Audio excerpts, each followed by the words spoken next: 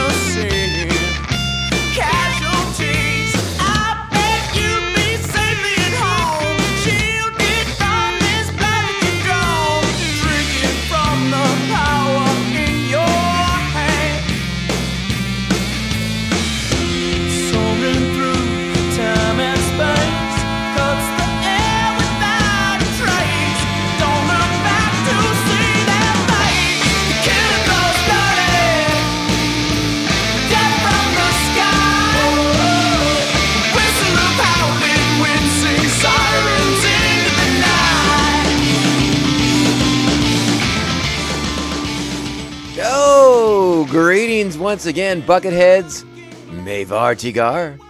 Welcome to the 136th Bombad beating the crap out of General Grievous episode of Mando Vision. Nargai Tom, and thank you so much for checking out this small, independent Star Wars podcast. Remember, the best way to reach us is, of course, on social media at Mando_Vision on Twitter and Instagram. You can email the show, mandovisiontom@gmail.com. Make sure you're liking, subscribing, and sharing the show with all the Mandalorians in your covert. We truly, truly appreciate that. The efforts that everyone takes to help us grow the show. Cannot thank you enough for doing that. So thank you, thank you, thank you. How is everyone doing?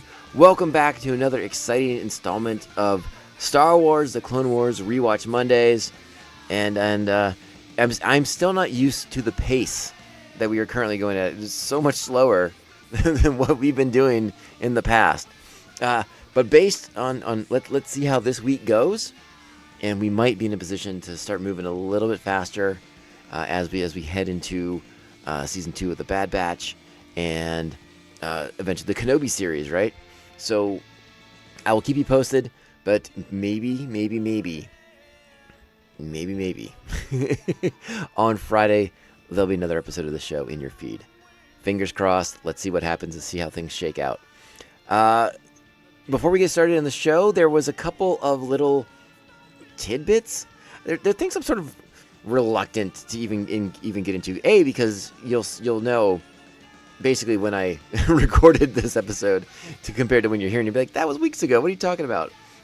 And also because this story is rumor based, and I'm not crazy about talking about things that can't have an accredited source. You know, like a valid journalistic outlet, you know, has a reliable source of this information that's reported on. It's just something that a website seems to have, and then 1,000 other websites picked up on it. But is it true? I don't know. And that's sort of one of the gray areas of the internet, the sort of a journalistic integrity or lack thereof. So I bring this up with a huge grain of salt, and I don't even know. I don't even know why I'm doing it, other than just to give you guys a little something. In case you hadn't heard, there is a story going around that, according to a internet source, and I'll just leave it at that, that Jon Favreau has after the success of the first season of The Mandalorian, has signed a quote unquote insane deal with Disney and Lucasfilm to continue to develop more Star Wars properties. Sure, why not? I don't think that. I mean, why doesn't that make any sense? I suppose there's no clarification on what insane means. There's no sort of understanding of the terms, the number of shows, the number of content, what kind of dollars signs are associated with any of it. Not that that's any of our business, but again, that's sort of why I don't like talking about these things, because there's just not enough facts to attach it to.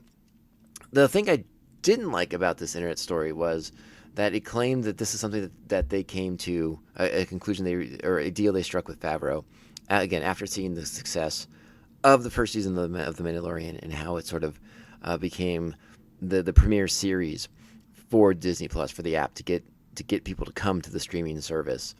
So like, hey, we'll keep Favreau on board, let him make more Star Wars stuff. The fans seem to like it. And in counter to that was that like Favreau's intention was only to do one season of The Mandalorian.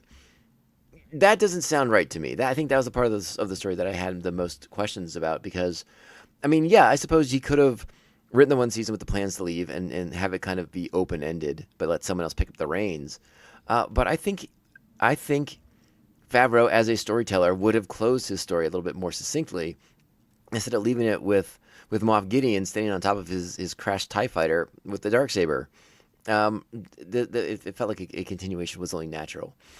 So that's why, I just urge people, when we get into invested in these internet news stories, that we take it with a massive grain of salt. I'm sure there is a deal between Disney / Lucasfilm and Jon Favreau, and I'm sure it is insane by our terms, that as we understand it, of the kind of money that's linked to these sort of things, because they have all of it and we have none of it.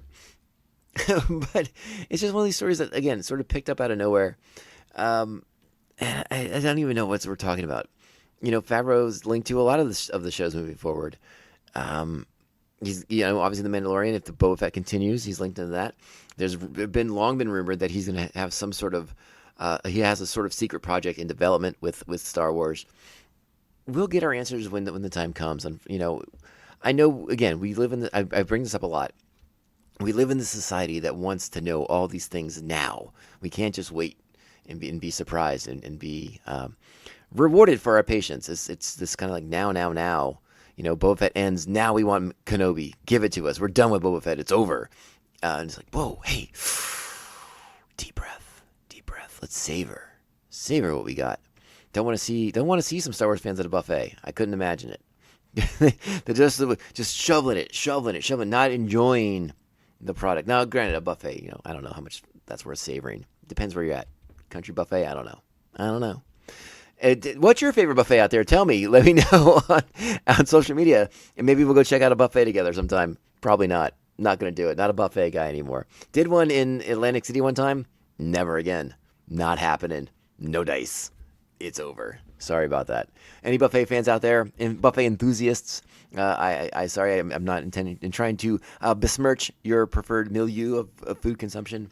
Not for me. All right. I don't know what else we have to talk about. It's Star Wars. There's always things to talk about. But why not just get into our episode? It is Star Wars: The Clone Wars Rewatch Mondays. Excuse me, I'm overclimped here a little bit as I get fired up on the buffet topic. We are here for Season 4, Episode 4, Shadow Warrior. Original air date September 30th, 2011. And we have a stunning plot description for you all. So I want you to brace yourselves. There's unrest on Naboo, and the Gungans are considering to join the Separatists. But General Skywalker discovers that Boss Leone is being influenced by dark magic against his will. We are sticking with the Gungans. We have some Gungan action in this episode, directed by Brian O'Connell, as he has directed so many episodes of the show. It's written by Daniel Arkin, and our cast, again, many familiar ones. Matt Lanter is Anakin Skywalker, Catherine Tabor is Padme Amidala, Ahmad Best is Jar Jar Binks and Boss Leone, Corey Burton is Count Dooku, Richelieu, and Gungan Soldier Number 1, Matthew Wood is General Grievous, Fred Tedescore is Tarpals, Jamila McMillan is Queen Nayatuni, Ian Abercrombie is Darth Sidious, and Tom Kane, once again, is our narrator. Our Jedi fortune cookie for this episode is who a person truly is cannot be seen with the eye. This episode has a lot to do with impersonation and taking on an identity other than your own for the greater good. Jar Jar Binks assumes the role of Boss Leone in order to avert the Gungan-led invasion of Theed that would see the Gungans siding with the Separatists. This is once again we sort of get involved in a Kurosawa reference, right? Because this episode is basically the translation of a Japanese word and I'm gonna get it wrong. I hope I get it right. Kagemusha maybe, is the Japanese version of Shadow Warrior, and apparently it's a movie that George Lucas was very instrumental in getting funding for Kurosawa, so much so that he gets recognition at the end of the credits in the movie. So they sort of in that movie has a similar plot of impersonating a fallen leader in order to avoid a warfare, is essentially. So that's sort of like the broad stroke similarities between the Kurosawa film and this episode of Star Wars: The Clone Wars. But this time it has to deal with the Gungans and Jar Jar Binks. And again, we have Ahmed Best back to the role. And, we talked about in the past how Ahmed Best for a while wanted to be separated from the role of Jar Jar. It had caused him a lot of poor mental health. The sort of browbeating that character took, and Ahmed Best took during this time of Star Wars fandom, when the fans were still lashing out at the prequel trilogy. And now we look back at it now, and the prequel trilogy is so beloved because the kids who grew up with it are now out there being the most staunch defenders of the prequel trilogy, and I think that's a really cool thing.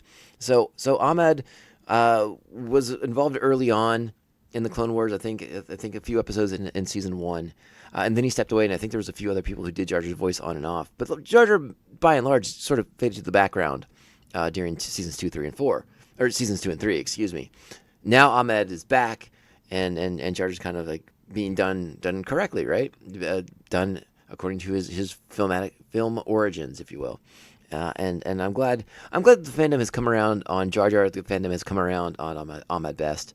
And that's a really nice thing to see. But yeah, if you're out there and you're young enough that you don't remember what I'm talking about, the fandom hated Jar Jar in a way that sort of rivals what we've seen from the people who are fired up about The Last Jedi or Rise of Skywalker. Like this is sort of like that. But we didn't have, back in like the late 90s, we didn't have the Twitters and the Facebook to go on and complain about all this stuff. So it was just sort of like message board posting and stuff like that. But the idea was out there. It was sort of known that a lot of people, older fans in particular, not big on the Binks. But I'm glad that's kind of stepped back and we're able to appreciate what the prequels are and the performances that these actors brought to it. So again, I'm all for it. I was famously at the time, back in the day, the prequel apologist, and now I have been vindicated, which is what it's all about. It's always nice to if you're gonna take a stand on a hill, it's nice that when people finally come around and be like, hey, that guy on the hill, he's right. So hey, I feel pretty good about that. Sweet. and yeah. The prequels are again, and my appreciation for actually just really, really grown as I've gotten older too. So it works out really, really nicely. Anywho, let's get into our episode. You know what that means. It's that time. We're going to war. Strap on your buckets. Let's go. Young Senator Amidala, if you stay here to talk Misa out of marching on feed, you're wasting time. With all due respect, your course of action is based on lies. You must make your warriors stand down. Misa different now. Misa enlightened. See? Acting loconut. He seems possessed, if you ask me. Or under someone's influence. Stop whispering and go. He's a god. The necklace.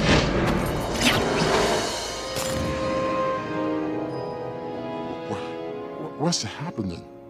So, real quick, before we get into the actual episode, one thing I noticed during the introduction, during Tom Kane's narration of this episode, he makes a reference to the many planets that are being pulled apart in sort of this intergalactic game of chess. I thought that was an interesting colloquialism, right? Especially because it's Star Wars. Like, why are we going to say chess? It's Star Wars. Like, why don't we just say Dejarik? That would have been super fun. But again, there's sort of, it's a nitpick. It's 1,000% a nitpick, but Star Wars fans would have liked it a lot more. You said Dejarik. So as far as I know, I don't think we've seen chess in Star Wars at all, right? Like, this is in Star Trek, where they play the 3D chess. No. We played a Jarek in Star Wars. So I would have liked that reference more. Though I suppose, again, you're sort of making this approachable, so you make the metaphor so that people understand it more. But again, a quibble, a little thing. It's just like, why didn't they say Jarek? That would have been more fun. But, what are you going to do? So, this is an interesting episode. It starts off, again, we're right with the Gungans. We've been with the Gungans since the second episode of the season when they joined the Mon Cala Civil War on the side of the Mon Cala and the Republic. So, spending more time with the Gungans now in a different situation. It seems odd to me, and again, it makes me wonder if this is an episode that kind of follows in the chronological order that we seem to have been in since around the midpoint of Season 3, or if this is one that's a little bit set before or later on in the timeline, because it seems odd to me that right after aiding the Republic, we're going to get this scenario where the Gungans are now going to march on Theed and declare it for the Separatists. That seems unusual to me. Now, granted, we are aware of Boss Leone under the influence of a mystical necklace, but it seems like a very quick sort of like, hey, Leone's just, and again, you can see Leone in episode 2 when Master Yoda sends, or is it Yoda or Kenobi? I can't remember. But when the Jedi make their pitch to the Gungans for aid, you can, it's Boss Leone in those scenes. Obviously, it's animation. It's done a lot of it at the same time, so you're going to get a lot of the same characters and the same models being used. But Leone's in charge, right? So you just aided them. I guess if you're under the sway of a mystical necklace, you can go from you can do a 180 really, really quickly like that. But again, it just struck me as a little odd.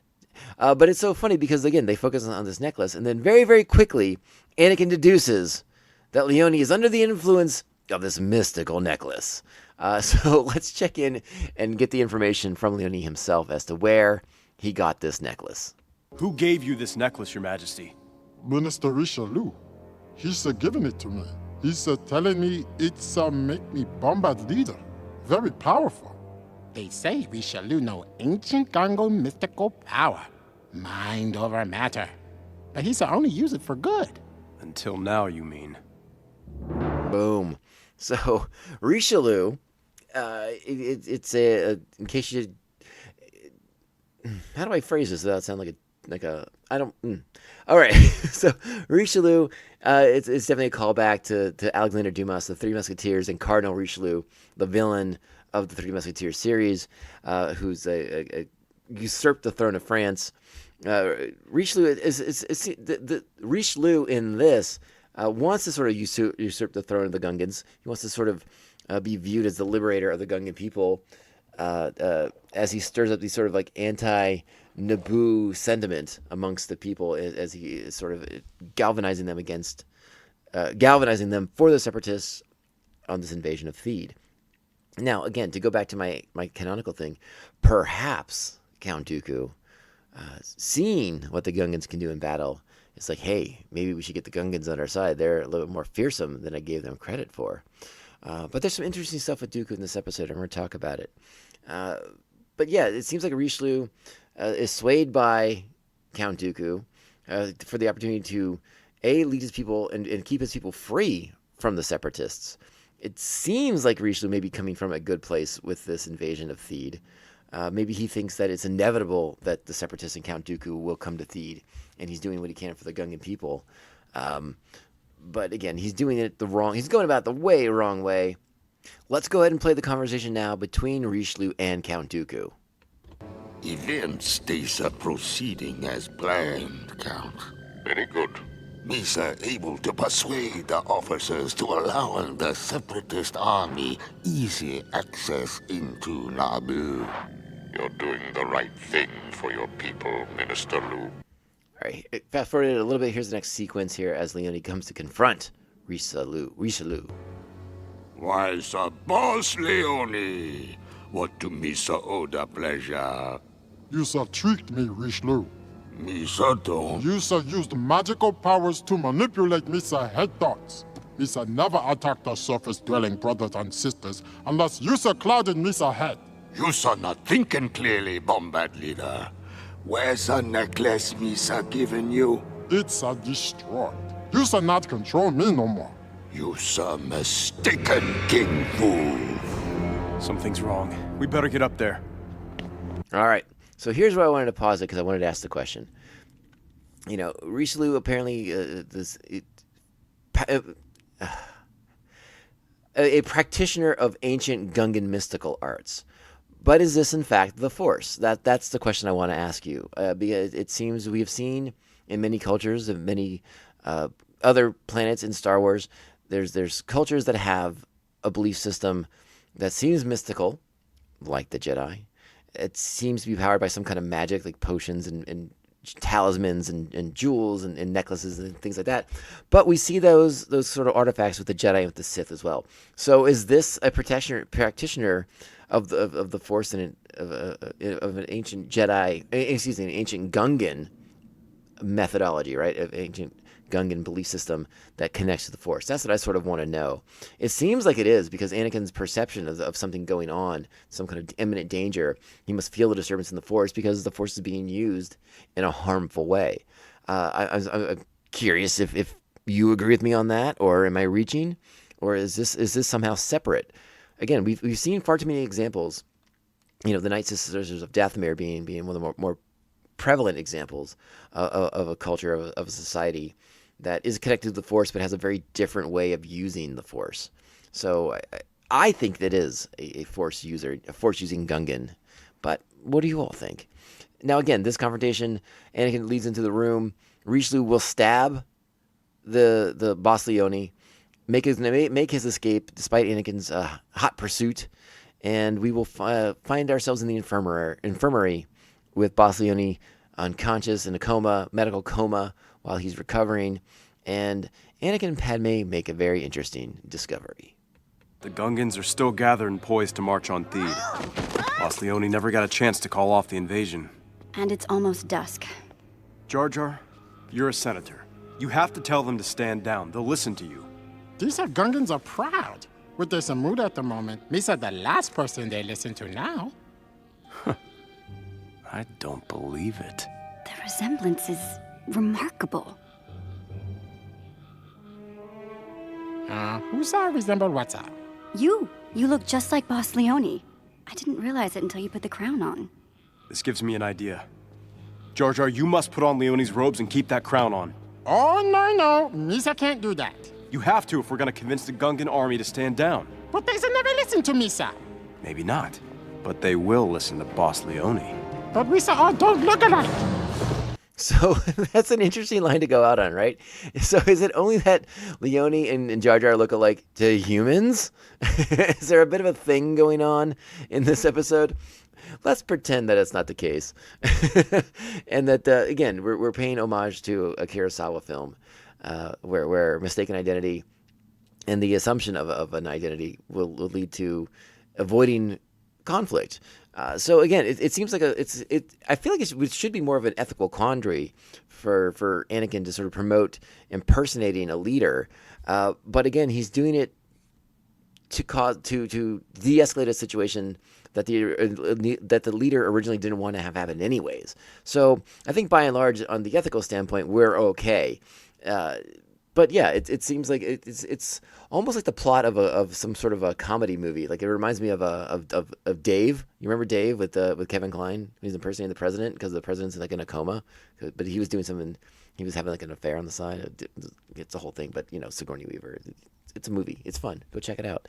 But so again, mistaken identity movies are a big thing. You get a little bit of that in this in Star Wars' sort of version of it. But again, the Kurosawa roots are the strong point, are the strong driving force of this story. So what's exciting about what's next is again you get Jar Jar doing this impersonation, kind of coming into his own, finding his voice as Boss Leone, de-escalating the troops from marching on Theed, and shouting down Richelieu as a sort of a turncoat, right? As someone who's working with the Separatists to further his own agenda. What happens next is the Separatists arrive, and they're like, hey, I thought we had a deal. We were going to march on Theed together, and I thought we were in business. What's going on here? So then you get a fun interaction between, quote-unquote, Boss Leone, a.k.a. Jar Jar Binks, and the leader of the Separatists on Naboo. That would be one General Grievous. Let's check this encounter out. Come in, Minister Leone. Let's sit down and have a talk. Is the city taken or is here? So, So, I hear you have decided not to aid our attack on the Naboo. oh yes, sir. Yes, sir. We must put end to unfortunate bang-bang conflict. It was a great effort and cost for me to bring my armies here. Misa sorry that, boss. Excuse me. Misa was receiving muy bad advice. If you won't attack the Naboo, I will. Oh, that, General Toppers? Yes, sir, boss. You sir need to do that. That thing. That big troop thing. What did you just say? Go, sir. Go. So Tarpals is about to get the communications device because Anakin is pursuing Richelieu. So Tarpals is gonna have to let I think he reaches out to Padme first to be like, hey, by the way, now Jar Jar's negotiating with General Grievous, and this can only go badly, right? I actually laughed a couple different times during the sequence, particularly when Jar Jar is messing with the seat. I thought it was really, really funny, the way it was kind of going up and down, and he's like squeaking and just looking all over the place. And I really thought that was a very subtle, humorous moment. Again, Jar Jar, I think, is sort of found redemption in these later years, and the Clone Wars, I think helped that out quite a bit. So let's get to the next big segment to talk about here. Yeah, so let's go ahead and check out Padme and Tarpals on the communications, because Padme has, she's going to use the Gungans to get down to business here. Senator, Misa has urgent message from Boss Leone. He say General Grievous is here. Grievous is here? Where's Anakin? He's chasing Richelieu. General Tarpals, listen to me. You must capture Grievous. But how? There's too many droids helping him. The droid commander still thinks you're on the same side. Have the droids shut down, then attack. It's the only way. Grievous is a bombad warrior. But we shall do as you say. I always be believing in the friendship between Gungans and the Naboo. Thank you, General.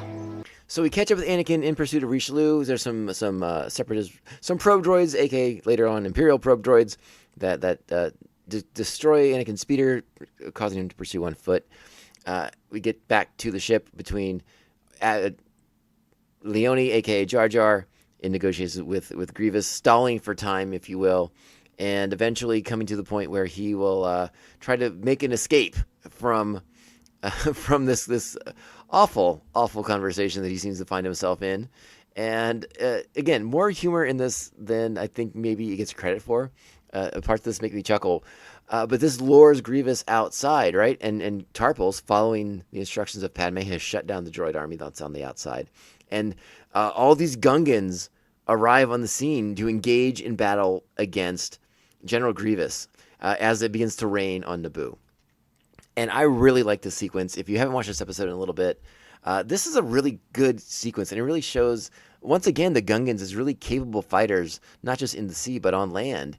And they take it to Grievous, and they do a really great job of whooping his booty in a way that you're like, hey, why haven't the Jedi been able to beat this guy? A bunch of Gungans just kicked his boots all over the field, and they capture General Grievous, and it's a really awesome sequence. And again, it comes at a cost, as General Tarpals, a character that we saw initially back in the Phantom Menace when he was just Captain Tarpals, pays the ultimate price, but in such a noble and just awesome way, like making the sacrifice to capture the separatist, the leader of the droid armies of the separatist movement. It's a really, really great sequence. I don't think I'm overblowing that. If you don't want to watch this entire episode, get around to let me get the timestamp on here for you, because you can just go to this and watch this. This is around the 14-minute mark. All right. And it's awesome. It's a really rad sequence. The Gungans take it to Grievous like nobody has thus far on this series, and I loved it. I loved every second of it. And Tarpals making the hero move, the sacrifice play, awesome. So well done. Let's go ahead and check out the Tarpals moment here because it's pretty awesome.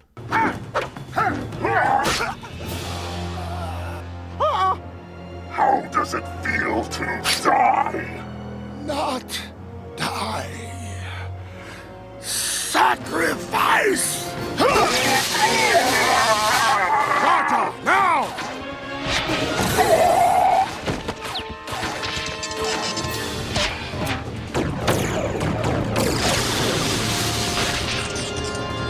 And that was the sound of the Gungans hitting him with those crazy electron water balloons that they have, and then Grievous is about to get another spear through his body here. Again, it's a great sequence. The Gungans are so cool in this. I love it so much. It's really, really rad. And you're like, oh my God, Grievous is off the table. This is a big victory for the Republic, right? Not so fast, my friends. Our noble hero, Anakin Skywalker, gets himself into a pickle. Let's go check that out right now too. This turn of events is unfortunate. General Grievous is a critical part of my plan for the Clone Wars. He must not remain captive. What is to be done, my lord? You must lure Skywalker into a trap, then negotiate a prisoner exchange. How can you be certain the Republic will trade Grievous for Skywalker? I have no doubt Senator Amidala will gladly agree to your terms. As you wish, my lord. And that is... you wonder how he knows that, right? Well, Anakin can't keep a secret from his good friend Palpatine's, and so he's got the inside scoop of the secret marriage and all that relationship that he's been secretly fostering. So yeah, it's going to turn out real bad for the Republic here, as Anakin is going to find himself in quite the conundrum. Let's hear Dooku lay out the plan. Richelieu, Yes, Sir Count. I am at your secret laboratory. Meet me here, and leave enough of a trail for Skywalker to follow you. I have a surprise waiting for him. And that would be more commando droids. So yeah, good stuff. All right, so we got quite a sequence here as Richelieu has lured Skywalker into a confrontation here with Dooku. We're going to let this play for a little bit because Dooku dropped some really interesting knowledge here on Anakin, as he's going to be doing a lot of in upcoming episodes of the show. So let's check it out right now. Master, I have done what you asked. Skywalker is here. Young Master Skywalker, you're nothing if not relentless. What a surprise. Dooku. You're a fool, Richelieu.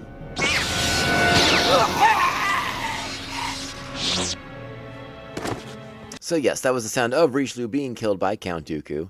Not quite the master manipulator that the Cardinal was in the Three Musketeers, but Richelieu has served his purposes for Dooku, which, again, Dooku having a real track record of doing away with his subordinates and the people he's manipulating.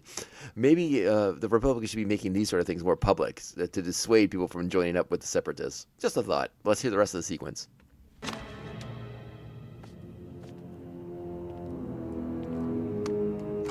Why bring the war to Naboo? How quickly you forget. After all, the war started here years ago. You were a part of that first battle?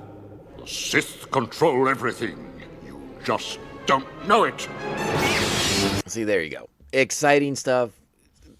Him connecting the dots for the Jedi.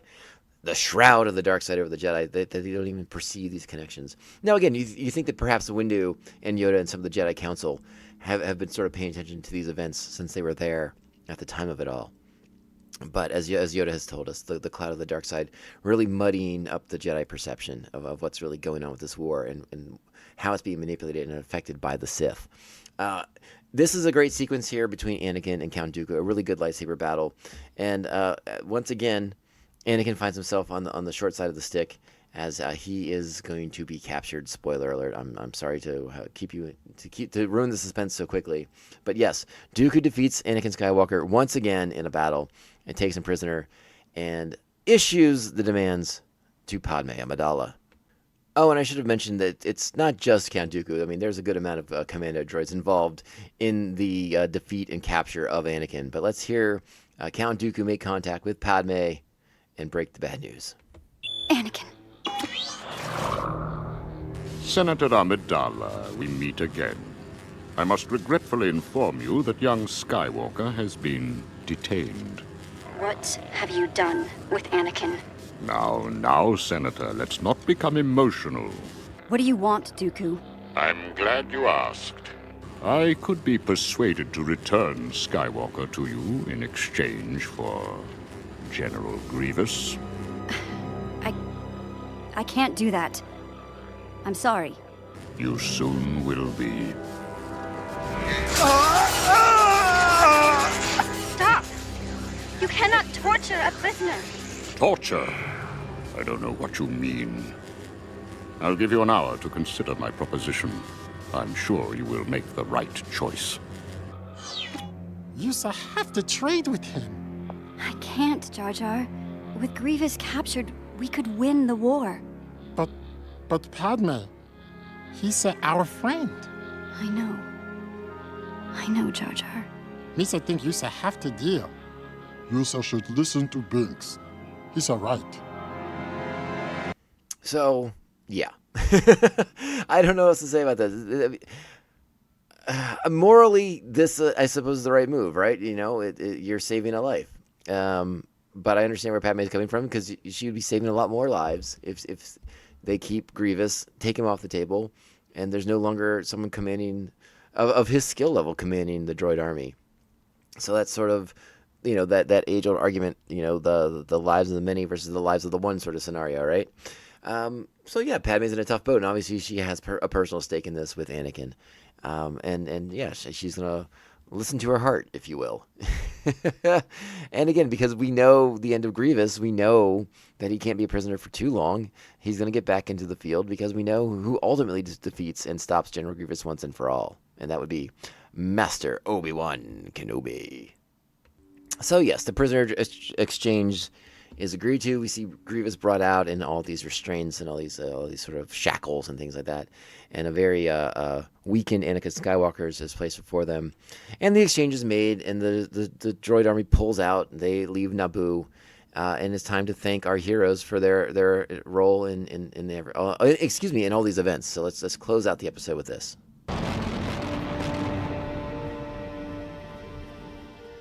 Binks, you have been bombard leader in my place. This is second time you should stop in war between us and the Naboo. And we are grateful, Senator Binks. Misa doing my best. And there you go. That's how we wrap it up. Padme and Anakin, a very weakened Anakin, being led away. And Grievous, once again, back in control of the Separatist droid army. So a really quick-paced episode, I think, overall. You know, we move really quickly from one element to the other. You know, the sort of possessed leader, then the confrontation with the possessor, the chase, the action, Grievous, the Separatists, the attack on Naboo, or de-escalating the imminent attack on Theed. It moves really, really quickly. It's a very brisk pace for like the 20 plus minutes of this episode. We go from thing to thing to thing really, really quickly, and it's very entertaining. And I think that's the biggest compliment I can give this episode, because again, you sort of start with this like, oh, the leader is possessed. We're going to have to figure this all out. And Jar Jar's going to have to impersonate him while we get this possession thing sorted. But no. They dispel that very, very quickly. We move on. Again, the pace, I guess, is something I really enjoyed about this episode. If we aren't going to sort of follow one avenue of the story, like the possession element, like the impersonation element, I mean, they just move from it, boom, boom, boom, boom, boom, and I like that a lot about it. And the action sequences are really, really strong. I talked about it ad nauseum, how much I love the Gungans versus Grievous, and I enjoyed the confrontation between Dooku and Anakin.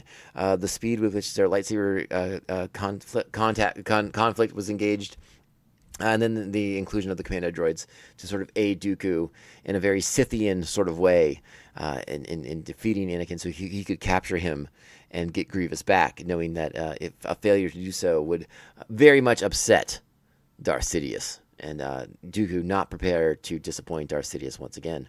So I give the episode, it's a solid 7.5 for sure, and you probably even persuaded me to push it closer to 8 because those action elements I enjoyed so much. Again, watching the Gungans beat the holy crap out of General Grievous filled me with so much delight. I don't know, maybe part of it is because like the Gungans were sort of dismissed by the fandom for so long, and to get to see them be these awesome warriors is just really fun for me. I really, really enjoy it. So that's what I got to say about this episode. What did you think? You know what to do. Reach out to me on the social media. Tomcat. Wrong podcast. Hello. You know where to find me. It's at Mando_Vision on Twitter and Instagram. You can email the show at mandovisiontom@gmail.com. Another reminder to please like, subscribe, follow, and share the show with all the other Mandalorians in your covert. If you have the time and the inclination, another great way to support the show, 5-star reviews. So helpful in our never-ending battle against the algorithm. And we thank you so much for doing that. We also want to give a special shout out to the Mando Vision Maniacs, which you can become over at patreon.com/MandoVision. You can join the Maniacs and gain access to sweet bonus content. Thank you to our current Maniacs, the Aspen Hill Chody, the Batman Abejo, Jeff Nail. Jeff is co-hosting The Ringing Ear, a great music podcast. Please check them out. Thanks to Evil Circle, the evilest of all circles. The Squidmaster General, Mr. Brian Broussard. The New Jersey Devil, Mark Wegemer.